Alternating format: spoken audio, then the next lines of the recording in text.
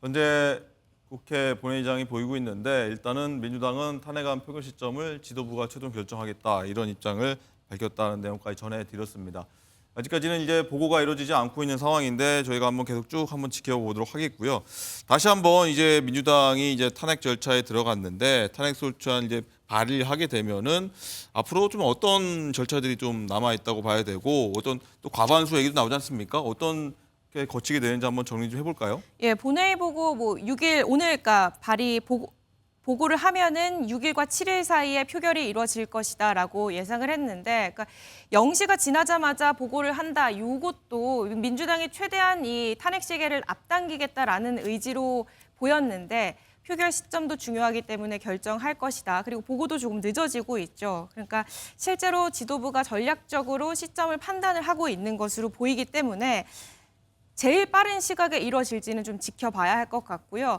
이 본회의에서 만약에 의결이 되면 180일 안에 이 헌법재판소가 탄핵 심판을 내려야 합니다. 여기서 이제 뭐 탄핵인지 아닌지 결정 180일이요. 180일. 6개월 안에 나간다 예, 이런 그렇죠. 거군요. 예. 이 결정을 하게 되고요. 만약에 본회의에서 부결이 되면은 대통령직 계속 수행하게 되는데 민주당은 부결될 경우에 뭐 다시 재의결하겠다라고 밝힌 상황이기 때문에 이 탄핵 전국, 탄핵 공세는 좀 계속 이어지지 않을까 싶습니다. 네. 지금 계속해서 본회의장 보여드리고 있는데 아직까지는 계속 이어지지 않고 있다. 진행이 되지 않고 있다라는 사실 제가 계속 전해드리고 있습니다.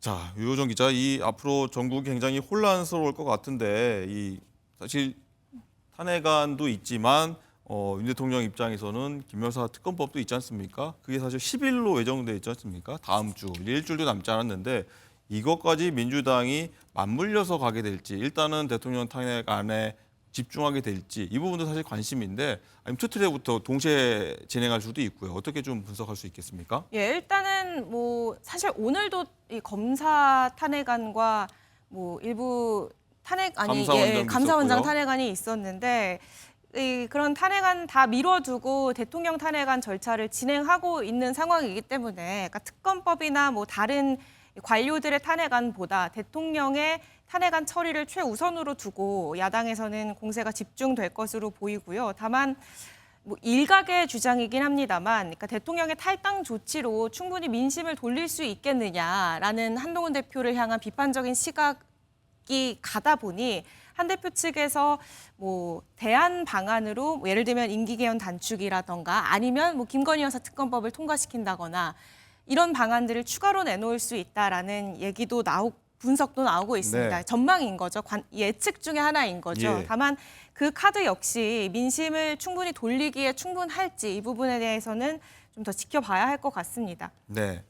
국민의힘 8명 의원 찬성 시 탄핵소추안이 가결된다라는 부분이 가장 쟁점이 되고 있는데 자, 여당이 108석 그리고 야당 민주당과 조국혁신당 등 192석 그래서 총 국회의원 전체의 의석수가 300석인데 여기서 200석이 넘어가면은 탄핵소추안이 절차가 진행됐으니까 가결될 수 있다는 겁니다.